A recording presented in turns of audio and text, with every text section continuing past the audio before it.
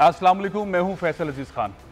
सिंध हुकूमत के ऊपर बहुत ज़्यादा इल्ज़ामात लग रहे हैं। चीफ जस्टिस ऑफ पाकिस्तान ने हालिया रिमार्क्स जो दिए हैं उसमें उन्होंने कहा है शेम ऑन सिंध गवर्नमेंट, और साथ ही कहा है कि अगर आप काम नहीं कर सकते तो आप घर चले जाएं, किसी और को मौका दें। इसके अलावा बहुत सारे रिमार्क्स हैं। आखिर सिंध गवर्नमेंट की परफॉर्मेंस के ऊपर इतने ज़्यादा एतराज़ात सिंध के अंदर मुख्तलिफ सियासी जमातों को, जो अपोजिशन की जमातें, उनको क्यों हैं और अदलिया ये बातें क्यों कर रही है, इस पर हम बात करेंगे। साथ ही एक बड़ी स्टोरी है, हैदराबाद के लोगों के 9 अरब रुपए किसी ने लूट लिए हैं।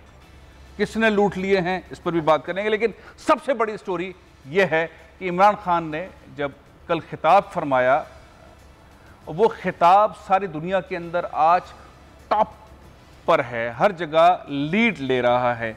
जिस तरह इमरान खान साहब ने अफगानिस्तान की सूरत हाल को सामने रखा, हिंदुस्तान का चेहरा दिखाया, ये ऐसा मौका था कि शायद ही कोई रहनुमा इग्नोर कर सके इमरान खान साहब के इस खिताब को। मैं चंद क्लिप उनके सुनाता हूँ, उसके बाद फिर आपको एक ऐसे शख्स का मैं आपको क्लिप सुनाऊंगा। कोरी बुकर साहब साबिक अमेरिकन प्रेसिडेंशियल कैंडिडेट हैं, सेनेटर हैं। उन्होंने कश्मीर के हवाले से क्या कहा है, उन्होंने इंडिया के हवाले से क्या कहा है और किस तकरीब में कहा है। लेकिन उससे पहले इमरान खान साहब क्या कहते हैं मकबूजा कश्मीर में भारत के हवाले से यूएन जनरल असेंबली के खिताब में, जरा सुनिए। It has undertaken a series of illegal and unilateral measures in occupied Jammu and Kashmir since 5th August 2019. It has unleashed a reign of terror.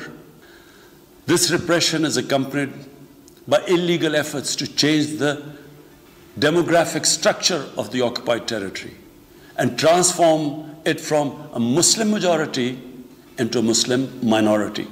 RSS BJP regime has unleashed a reign of fear and violence against India's 200 million Muslim strong community. The most recent example of Indian barbarity was the forcible snatching of the mortal remains of the great Kashmiri leader Sayyid Ali Shah Gilani from his family, denying him a proper Islamic funeral and burial in accordance with his wishes and the Muslim tradition. I call on this General Assembly to demand that Sayyid Gilani's mortal remains be allowed to be buried in the cemetery of martyrs with the appropriate Islamic rites. Stop its oppression and human rights violations against the people of Kashmir. बहुत खरा खिताब, एक ऐसा मंजरनामा create किया है एक बार फिर इमरान खान साहब के खिताब ने कि सारी दुनिया की मीडिया पर लीड ले रहा है।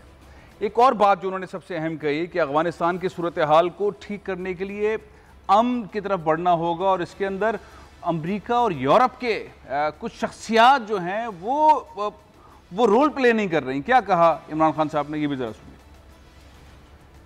For some reason, Pakistan has been blamed for the turn of events by politicians in the United States and some politicians in Europe. From this platform, I want them all to know the country that suffered the most, apart from Afghanistan,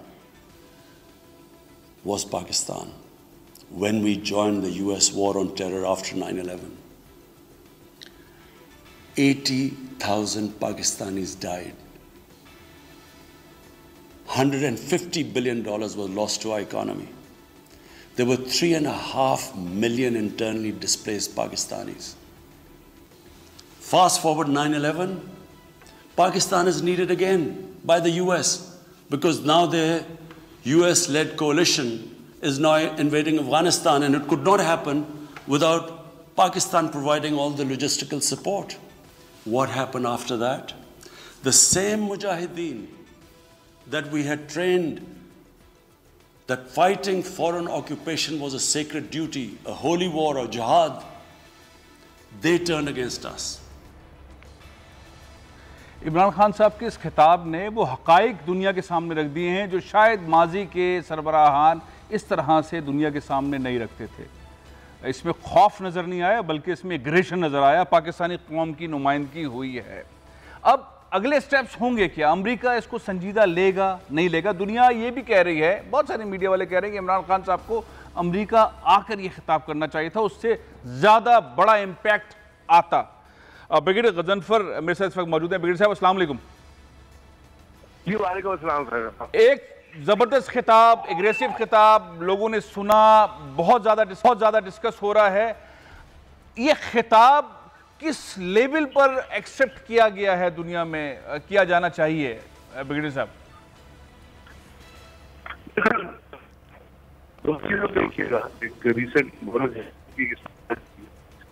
जिसमें उसने के साथ इमरान खान के लिए अपना tree plantation के लिए और क्लाइमेट चेंज के लिए। क्लाइमेट चेंज एक बहुत बड़ा टॉपिक है अफगानिस्तान एंड कश्मीर के सामने, बड़ा एडिकेटली कवर दुनिया को उसका चेहरा दिखाया। दूसरी बात यह है हेनरी किसिंजर का भी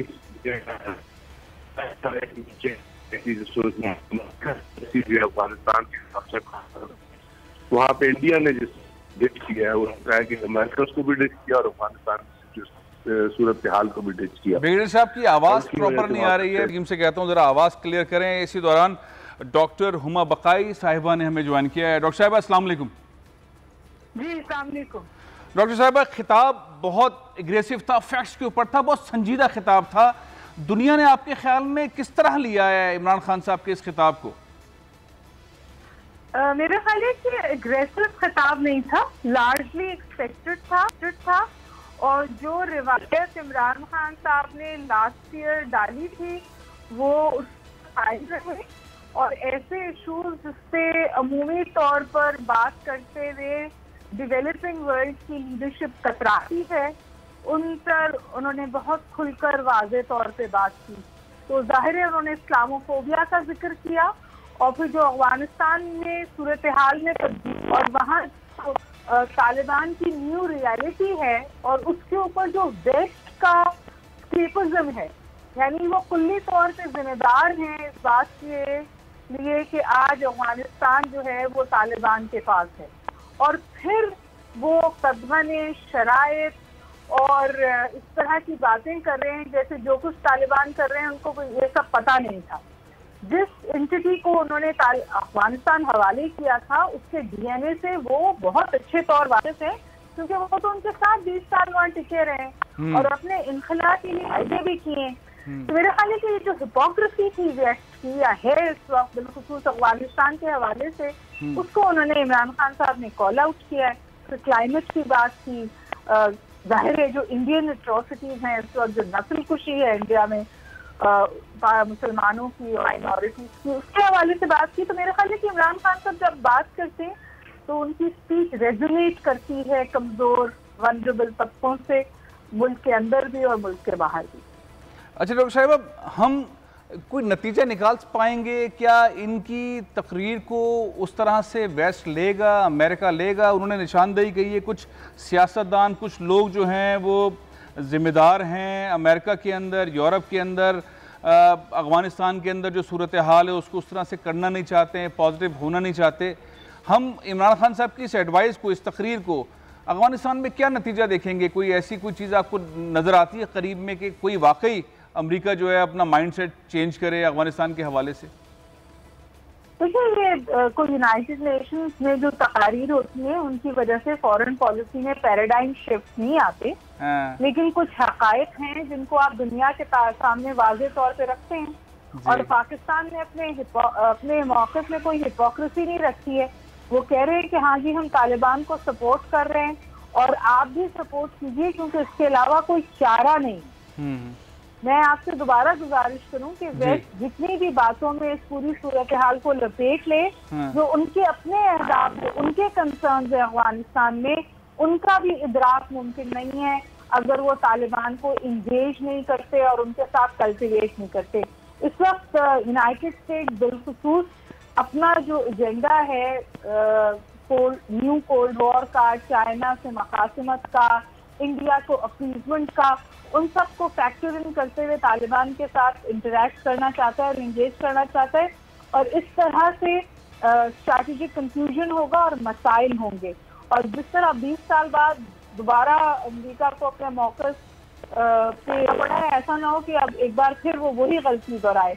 अगर इन तालिबान को बॉर्न कॉन्फ्रेंस में शामिल कर लिया जाता तो इतना मुश्किल रास्ता ये ना होता जिससे अमरीका यहाँ गुजर कर आया है। क्या वेस्ट और बिलखुसूस अमरीका एक बार फिर वही गलती करने जा रहा है, ये है जिसके बारे में सवाल है। अगर आप चाहते हैं on the right side of international law हो, ह्यूमन राइट्स को रिस्पेक्ट करें, वहाँ पर एक बेहतर रियासत कायम हो, तो उसका नतीजा, उसका सिर्फ एक ही रास्ता है कि आप उनसे एंगेज करें, खुजाज स्टेशन को दीवार से लगाएं। अच्छा डॉक्टर साहब, अब मैं आपको एक साउंड बाइट सुनाता हूँ। एक तकरीर के अंदर साबिक अमेरिकन प्रेसिडेंशियल कैंडिडेट हैं सेनेटर कोनी बुकर, इन्होंने इंडिया को ऑलमोस्ट लताड़ दिया है इन ह्यूमन राइट्स के हवाले से। न्यू जर्सी के अंदर AP पैक की एक तकरीब के अंदर American Pakistani public affairs committee की एक तकरीब के अंदर उन्होंने खिताब फरमाया। आप ज़रा सुनिए, उसके बाद फिर कमेंट में आपसे लेता हूँ। ये कहा है डॉक्टर साहिबा और ब्रिगेडियर गजनफर के मकबूजा कश्मीर में सहाफ़ियों के साथ जो गैर मुनासिब रवैया है उसको दुरुस्त किया जाए। 2019 से भारत ने मकबूजा कश्मीर में मजालिम बढ़ा दिए हैं, उसके ऊपर आवाज़ ठीक हो गई है। मैं सुनवाता हूँ आपको ज़रा। जिस अंदाज के अंदर ये तकरीर है, पहले एक ज़माना था कि शायद कोई सेनेटर या कांग्रेसमैन इस तरह से इंडिया को लताड़ता नहीं था, ये बाकायदा लताड़ा है। और ऐसे मौके पर जब प्रोटेस्ट भी हो रहे हैं, मोदी के आमद पे वाशिंगटन में भी हुआ, न्यूयॉर्क में भी हो रहे हैं, आप क्या देख रहे हैं? अमेरिकन समझ रहे हैं कि हिंदुस्तान के अंदर क्या हो रहा है? ह्यूमन राइट्स के हवाले से उन्होंने रिपोर्ट का भी हवाला दिया कि बाइडेन एडमिनिस्ट्रेशन ने एक रिपोर्ट जारी की है और वो मुतमईन नहीं है इंसानी हकूक़ की खिलाफ वर्जियाँ जो हिंदुस्तान में हो रही हैं। ब्रिगेडियर गजनफर। ये फैसल, बिल्कुल आपने जो क्लिप सुनाया है इसके अंदर तमाम की तमाम वो हक़ाइक़ मौजूद है जी सर। लेकिन दुख की बात यह है कि ये एक है तो बड़ी करेजियस एफर्ट, और ख़ास तौर पे इसको उस चीज़ के साथ लिंक करे जिस तरह इमरान खान साहब ने कश्मीर और RSS और कश्मीर के मुसलमान, इवन आसाम में जो कुछ हो रहा है, कश्मीर में जो कुछ हो रहा है, जो सिखों के साथ जो कुछ हो रहा है, वो दुनिया देख रही है। ह्यूमन राइट्स वाइज की एमनेस्टी इंटरनेशनल की तो आप रिपोर्ट छोड़े, अमेरिकन कांग्रेस की एक ऐसी रिपोर्ट मौजूद है जिसके अंदर अमेरिकन जो अपना कोई प्रेजेंटेशन हुई है जिसमें कश्मीर के हवाले से तमाम की तमाम जो मज़ालिम का जिक्र किया गया। लेकिन सवाल यहाँ पे एक बहुत बड़ा ये पैदा होता है कि तमाम चीज़ें यूनाइटेड नेशंस के दायरा इख्तियार के अंदर मुरतब की जा रही है, और यूनाइटेड नेशन के सिक्योरिटी काउंसिल जो सेक्रेटरी जनरल भी उन चीज़ों से वाकिफ है। बल्कि यूनाइटेड नेशन के सेक्रेटरी जनरल यहाँ से होके गए थे, यहाँ भी उनको बताया गया। अब सवाल यहाँ पे है कि इमरान खान साहब ने पहले भी जिक्र किया था, अभी भी उन्होंने बड़ा वैसे फॉरेस्ट जिक्र किया है, और उस चीज़ को दुनिया में बाय किया जा रहा है। लेकिन ज़रूरत इस समर की है कि सिर्फ तकरीर से प्रैक्टिकल ऐसी चीज़ें हो, और वो प्रैक्टिकल चीज़ें जो UN के मैंडेट में आती हैं। यानी अगर कहीं ह्यूमन राइट्स वायलेशन हो रही है तो वो UN के मैंडेट में है कि वो उसको चेक करे। वो उसके लिए उसके पास बहुत सारे तरीक़ाकार, बहुत ही कॉस्मेटिक चीज़ कह सकते हैं आप, तो ये तो कह सकते हैं कि आपके पास एक बहुत बड़ी रेड क्रॉस मौजूद है, जिसका मतलब भी इस किस्म के इलाकों में जाके लोगों के लिए अपना दवाइयाँ और जो मेडिकल एड और बाकी चीज़ें पहुँचाना है। लेकिन यहाँ तो शुरू से काम ही कुछ नहीं हुआ है, यानी even the stone has not been moved against India.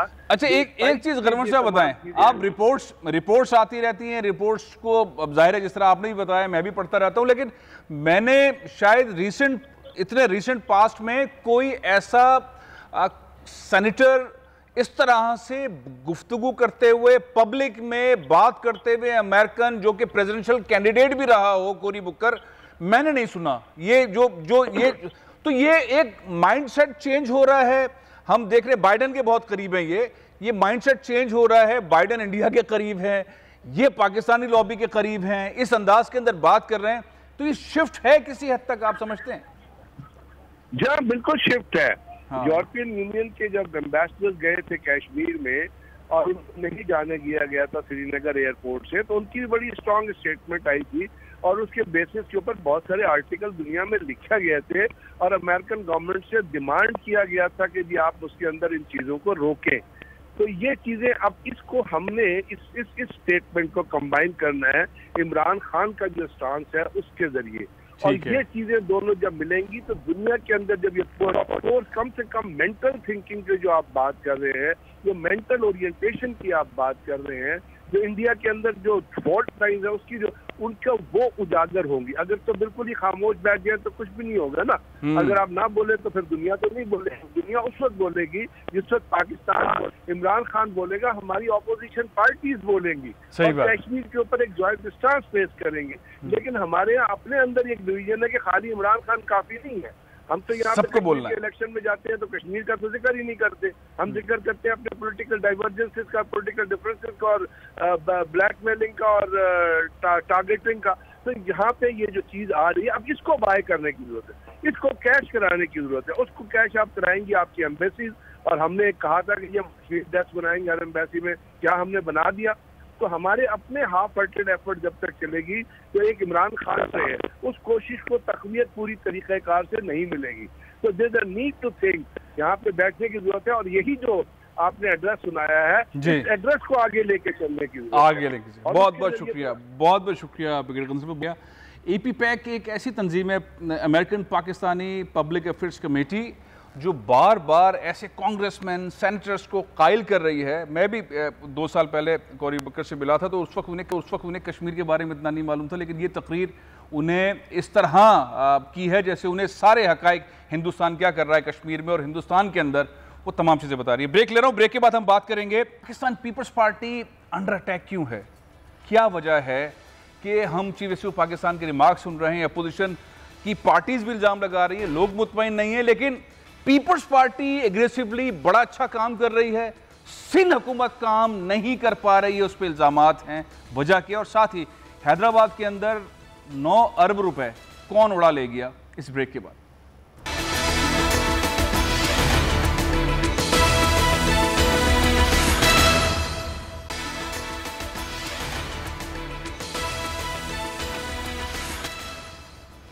Welcome back.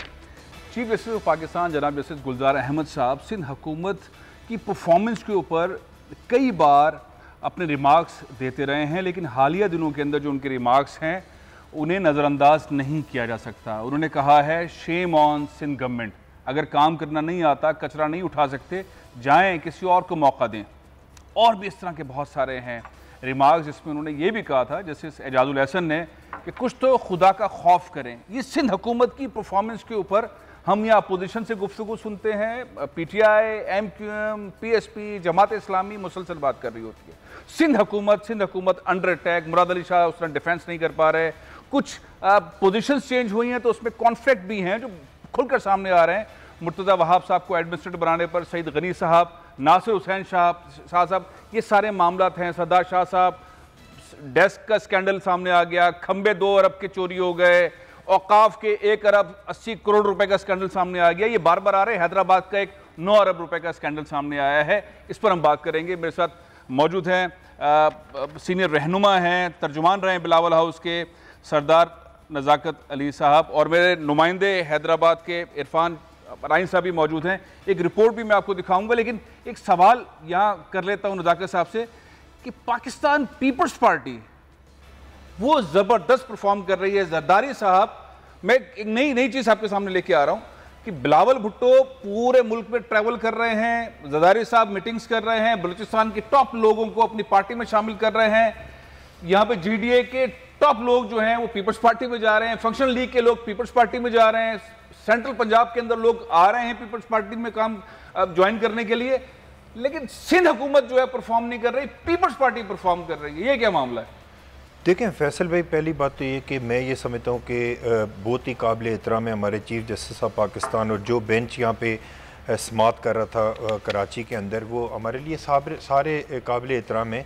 लेकिन अनफॉर्चुनेट ये है कि मेरे ख्याल में पूरी दुनिया के अंदर जजों के फ़ैसले बोलने चाहिए, और पाकिस्तान में अनफॉर्चुनेटली जजों के रिमार्क्स के ऊपर पूरे प्रोग्राम कर दिए जाते हैं, और पूरे मेरे ख्याल में 3-4 दिन से यही सारे प्रोग्राम हम भी अटेंड कर रहे हैं और सारे TV चैनल इसके ऊपर प्रोग्राम कर रहे हैं।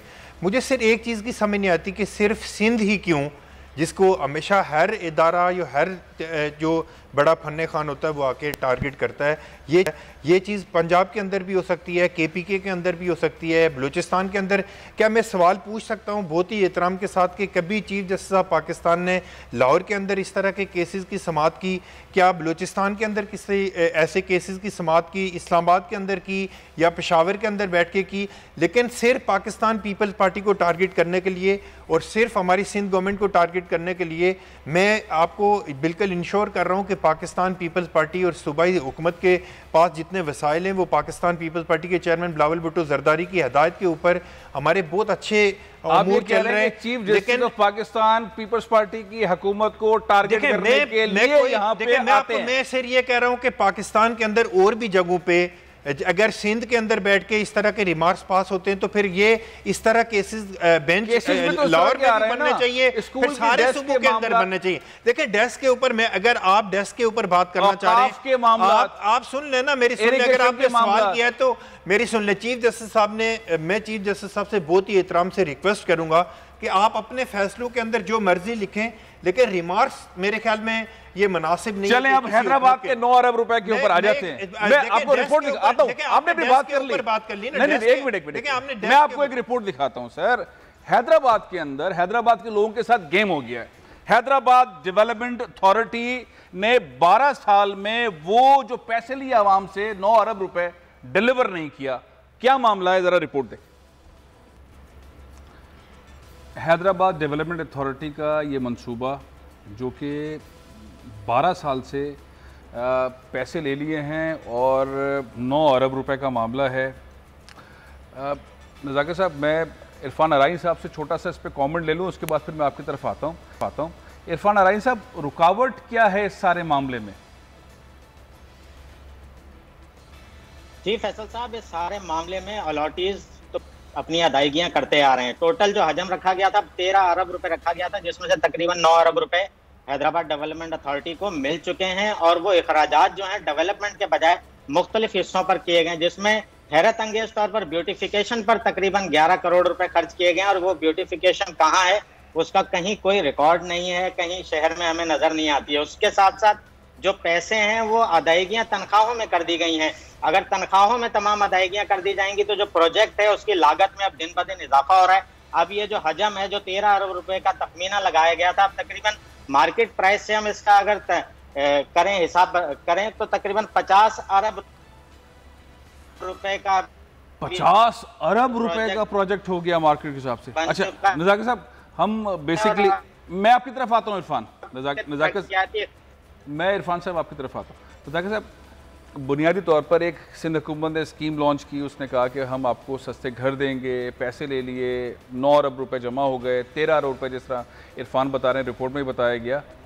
ऐसी चीज़ें डिलीवर क्यों नहीं हो रही, वजह रुकावट? फैसल भाई देखें, ये जो स्कीम आपने बताई या जिस तरह जो स्कीम आपने जिसको सामने आया है, मुझे इस चीज़ का नहीं पता था। आज ही मैं आपकी रिपोर्ट के मुताबिक इंशाल्लाह हमारे सूबाई वज़ीर बल्दिया सैयद नासिर हुसैन शाह साहब से मैं रिक्वेस्ट करूँगा, मैं उनसे ख़ुद ज़ाती तौर पे भी बात करूँगा कि इसको ना कि सिर्फ तहकीकात होनी चाहिए बल्कि इन लोगों को पूरी तरह से सिंध गवर्नमेंट फैसिलिटेट करे जिनके पैसे सिंध गवर्नमेंट ने या हैदराबाद डेवलपमेंट अथॉरिटी ने लिए, और इसके ऊपर पूरी तहकीकात होनी चाहिए। और इंशाल्लाह मैं आपको यकीन दिलाता हूँ कि इस रिपोर्ट के बाद सिंध गवर्नमेंट इनिशिएटिव लेगी और जो लोग इसके अंदर मुलव्विस होंगे इंशाल्लाह उनके खिलाफ भरपूर कार्रवाई की जाएगी। मैं सिर्फ एक चीज़ में इजाफा कर दूं, आप डेस्क की बात कर रहे थे, जिस तरह डेस्क के मामले को सईद गनी साहब के खिलाफ यहाँ पे एक हथियार के तौर पे इस्तेमाल किया गया। हमने टिम्बर मार्केट के जो प्रेसिडेंट थे उनको बुला के हमने उनसे पूछा, जो डेस्क वहाँ पे बने आपको मैं दावत देता हूँ कि आप आएँ और आके देखें कि वो उसकी प्राइस क्या बनती है। और अगर आप एक मार्केट से जाके किसी भी चीज़ का बना हुआ डेस्क उठा के अगर किसी शख्सियत के खिलाफ या हुकूमत के खिलाफ अगर इस तरह की कैंपेन करेंगे तो ये बहुत अफसोसनाक। नज़ाकिर साहब, मैं टाइम कम है प्रोग्राम में, नहीं तो मैं एक ताहिर इमाम साहब को लाइन पर ले लेता हूँ। वो 6,000 रुपए की डेस्क दे रहे हैं, चाइना से बनी हुई डेस्क है। देखें चाइना से बनी, सुने, मेरा मौजूद ये नहीं है, मेरा मौजूद ये नहीं है। मैं तो स्कैंडल जो बार बार आ रहे हैं उसकी बात कर रहा था। इसलिए मैं जनाब गुलाम मोहम्मद साहब हैं, डीजी हैं हैदराबाद डेवलपमेंट अथॉरिटी के, इस वक्त हमारे साथ मौजूद। डीजी साहब, ये बताइए कि ये गुलिस्तान सरमस्त का जो मंसूबा है 12 साल मुकम्मल हो गए, आखिर ये क्यों नहीं हो सका, रुकावट क्या है? दिल्ली हुकूमत ख़त्म होने से पहले वहाँ मुख्तलिफ डेवलपमेंट के काम चल रहे थे। एक तो कम्प्रहेंसिव जो रोड है, कम्प्रहेंसिव से लेके सरमस्त तक, वो ज़ेर तामीर था, बल्कि तकरीबन कंप्लीट था वो। और मज़ीद वहाँ कोई रोड्स के काम चल रहे थे, कुछ वाटर सप्लाई के काम थे। तो मेरा ख्याल है कोई एक या सवा अरब के काम उस वक्त हो चुके थे। तो मेरे आने के बाद मज़ीद काम हुए वाटर सप्लाई सीवरेज के। उस दौरान में प्रोजेक्ट डायरेक्टर रहे हैं आपके नईम शेख साहब थे, और दूसरे नदीम रिजवान और कफ़ील अहमद ज़िला नाज़िम। अच्छा, ऐसा करें गुलाम मोहम्मद साहब, ये बताइए मंसूबा जो था उसकी मालियत क्या थी, अब तक कितने पैसे इस पे खर्च हो गए? तकरीबन कोई अब तक 11 साल गुजरने के बाद 8.25 अरब रुपए या 8 अरब के लगभग कोई रकम वसूल हुई है। इसमें से कोई 4-4.25 अरब जो है वो तनख्वाहों की मद में गए, 1 अरब आपकी कॉस्ट ऑफ लैंड में गए, जिसमें से 50 करोड़ जो है मैंने अभी इन 2 सालों में पेमेंट की है। उसके अलावा कोई 3 अरब जो है उसमें कंसल्टेंसी भी है और डेवलपमेंट भी शामिल है। अच्छा, 3 अरब कुछ हमने। अच्छा, एक और चीज़ का साहब, गुलाम मोहम्मद साहब ये बताइए कि प्रोजेक्ट में बुनियादी काम अब तक क्यों नहीं हो पाए, क्यों नहीं हो रहे? देखिए, ये कहना अजीब सी बात होगी कि ग्राउंड पे काम नहीं है। अच्छा, मेरे पास जो इन्फॉर्मेशन है प्रोजेक्ट डायरेक्टर ने दी है वो तकरीबन 80-82% वाटर सप्लाई का काम कंप्लीट हो गया। 80-82%। चलें फिर ये बताइए कि ये मंसूबा कब मुकम्मल हो जाएगा? ये मंसूबा कब तक मुकम्मल हो जाएगा? इसके ऊपर प्लान बना के बैठे हैं कि 2022 के दिसंबर तक इसको कंप्लीट करें। बहुत बहुत शुक्रिया, बहुत बहुत शुक्रिया। इरफान, ये आपकी जो रिपोर्ट है ये कह रहे हैं दिसंबर 2022 तक मुकम्मल हो जाएगा, लोग परेशान हैं।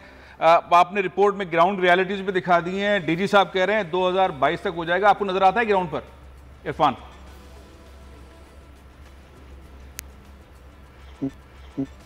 साहब जी ग्राउंड पर मौजूद है, वो सेक्टर 1 का सेक्टर 2 और सेक्टर 1 है। जमील साहब जब 2010 में गए हैं तो ये काम उस वक्त किया गया था जो आपको नजर आ रहा है। हाँ। इसमें से जो फेज 4 अनाउंस किया अभी 2 साल पहले एचडीए ने दोबारा, तो हाँ। उसके पैसे जमा करने के लिए लोगों को रोड चंद कारपेट करके दिखाए गए, और उसके बाद वो 2 अरब रुपए की रिकवरी से की गई, जबकि पहले फेज 3 जो है वो नामुकम्मल है, मौजूद ही नहीं है। तो ये वही रोड है जो कमिटी जमील साहब बनाकर गए थे 2010 में, वहीं तक रुका हुआ है। बहुत बहुत शुक्रिया इरफान, बहुत बहुत शुक्रिया।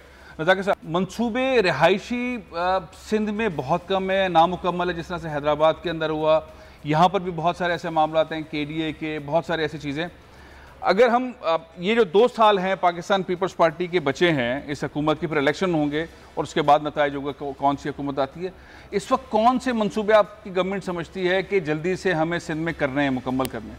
देखें, मैं आपको बताऊं कि पाकिस्तान पीपल्स पार्टी के चेयरमैन बिलावल भुट्टो जरदारी साहब ने हमेशा से ये इनिशिएटिव लिया, और अपनी जो सिंध गवर्नमेंट की कैबिनेट है उसको ये इंस्ट्रक्शन दिए, जितनी मीटिंग्स होती हैं और जिस तरह एफर्ट्स की जा रही है। मेरे ख्याल में कुछ चीज़ें, कुछ हेडल्स हैं जिनके मैं पॉइंट स्कोरिंग में नहीं जाना चाह रहा, लेकिन जैसे आपने यहाँ पे हैदराबाद की बात की, इसमें पूरी तहकीकात होनी चाहिए। मैं मिनिस्टर साहब से रिक्वेस्ट करूँगा, ज़ाती तौर पे मैं इंशाल्लाह उनसे मिल के मैं रिक्वेस्ट करूँगा कि इसके ऊपर तहकीकात हों, और जितने ऑन गोइंग प्रोजेक्ट हैं मैं आपको इंश्योर कर रहा हूँ कि इंशाल्लाह ये साल ख़त्म होने से पहले इंशाल्लाह यहाँ पे कराची में, और जहाँ जैसे 7 डेवलपमेंट अथॉरिटी के प्रोजेक्ट हैं, यहाँ पे हैदराबाद डेवलपमेंट अथॉरिटी का जो इशू है, और बाकी जो कराची में अगर हमारे जो प्रोजेक्ट चल रहे हैं इंशाल्लाह वो कंप्लीट होंगे।